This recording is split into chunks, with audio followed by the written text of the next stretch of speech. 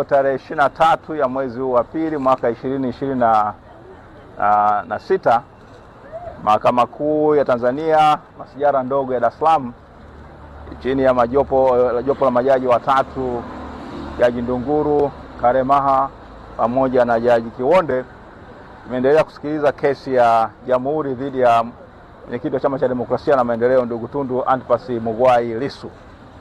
Na leo ilikuwa kutokana na ile ahadi ambayo mahakama ilikuwa imetoa mnamo siku ya Ijumaa kwamba leo itakuwa ni siku ya kusikiliza, kupokea taarifa au notice ya serikali ya nia yao ya kuweza kuleta ushahidi wa ziada au ushahidi wa nyongeza tofauti na ule kwenye ule ambao walikuwa wameshautoa tayari kule katika mahakama ile ya ukabidhi ya Kisutu. Sasa yale maelezo ya Kisutu yaliletwa hapa mahakamani yakawasilishwa ule mwezi wa saba. Sasa kesi imeanza kusikilizwa na majaji, na mwisho wa siku sasa ushahidi unavyoendelea, siku ile ya Alhamisi serikali walileta notice mahakamani, wakamkabidhi mwenyekiti wa Chama cha Demokrasia na Maendeleo, alafu vile vile wakaiarifu mahakama kwamba wanataka kutumia huo ushahidi.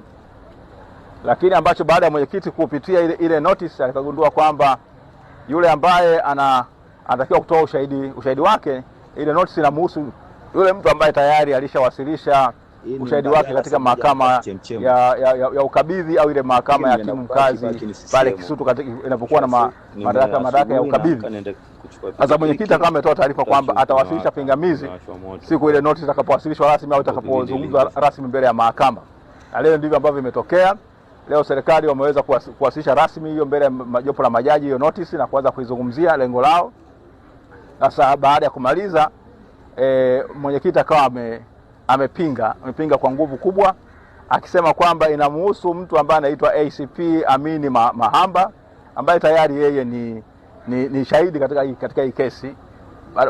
Hajatoa tu ushahidi wake, lakini ushahidi ushapokelewa, ule wa msingi ushapokelewa kule katika mahakama ya ukabidhi ya pale Kisutu. Kwa hiyo amesema kwamba ambacho wanafanya kinapingana na kifungu cha 308 cha sheria mwenendo wa makosa ya jinai. Sasa akasema kwamba kesi hiyo itakuwa ni kama njia moja hapa kutaka kubadilisha hati ya mashtaka. Kwa hiyo amesema kwamba huyu anayetakiwa kutumia katika chini kifungu hicho, amesisitiza sana kwamba ni ni shahidi ambaye hakuwa sehemu ya ushahidi au ambaye yule ambaye alitoa ushahidi wake au ushahidi wake unakiriwa na kuchukuliwa na mahakama ya ukabidhi, kwamba ule ushahidi ni ule ambao hauko mahakamani, ni kutokana na shahidi ambaye hakuwa amefanya nini, ameorodheshwa katika orodha ya mashahidi. Upande wa serikali umepinga kwa nguvu kubwa, unasema kwamba una haki ya kutumia hicho kifungu, kwamba kinaendana au kinarandana na kifungu cha 263 kifungu kidogo cha pili cha sheria ya makosa ya jinai, ya mwenendo wa makosa ya jinai, na vile vile 308. Kwa hiyo wakasema kwamba hakuna kitu kipya pale, kwamba tu ni shahidi tayari, wana lengo la kuweza kufanya nini, kuwasilisha tu nyaraka ya ziada, sio shahidi mpya. Wao lengo lao ni kuwasilisha nyaraka ya ziada ambayo inahusika na matukio ambayo yametokea wakati na baada ya uchaguzi wa mwaka wa 29 mwezi wa 10 mwaka 2025. Katika majibu yake ya kumalizia au ya mabezo, mwenyekiti wa Chama cha Demokrasia na Maendeleo ndugu Tundu Antipas Lissu amesema kwamba hapana, anayetakiwa kutoa ushahidi katika kifungu cha 308 ni yule ambaye hakuwa shahidi ambaye ameorodheshwa katika mahakama ya ukabidhi. Madhari huyu ambaye shahidi ambaye anataka kumtumia ni shahidi katika kesi hii tayari yeye mlango wake umefungwa.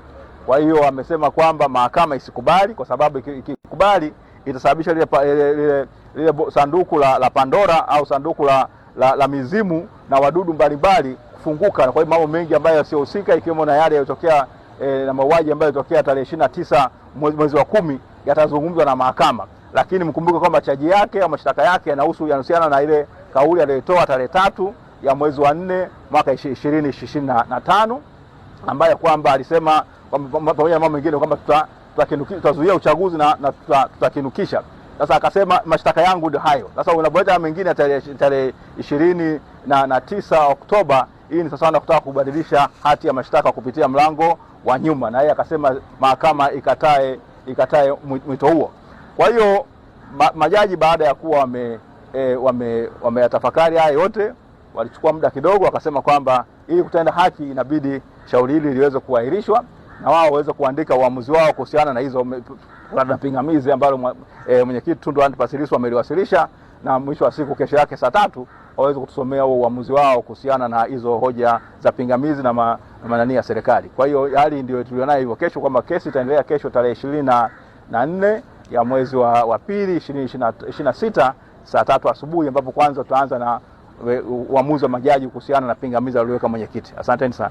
Wewe mwananchi wa Tabora, unayetafuta duka la vifaa vya umeme, wapi vinapatikana? Basi nenda moja kwa moja Mnawe Enterprises. Wamefungua duka jipya la kuuza vifaa vya umeme wa majumbani na viwandani. Wanauza jumla na rejareja. Wamekuja na punguzo kubwa la vifaa vya umeme. Extension ya shilingi 10,000 watakuuzia shilingi 4,000. Switch flash ya 1 gang ya 1,500 watakuuzia shilingi 900 tu. Earth ya shilingi 10,000 watakuuzia shilingi 6,000. Conduit pipe ya shilingi 1,500 watakuuzia kwa shilingi 1,000. Square box shilingi 400. Najua maduka yapo mengi, lakini Mnawe Enterprises ndio suluhisho na mkombozi wa vifaa vya umeme mkoani Tabora. Bei zao ni nafuu mno. Fika ofisi zao zilizopo mtaa wa Gongoni, jirani na Changamoto, au wapigie simu namba 0768733657. Wana Tabora, twendeni tukanunue vifaa vya umeme kwa bei ya punguzo sawa na bure kwenye duka jipya la Mnawe Enterprises maeneo ya Gongoni.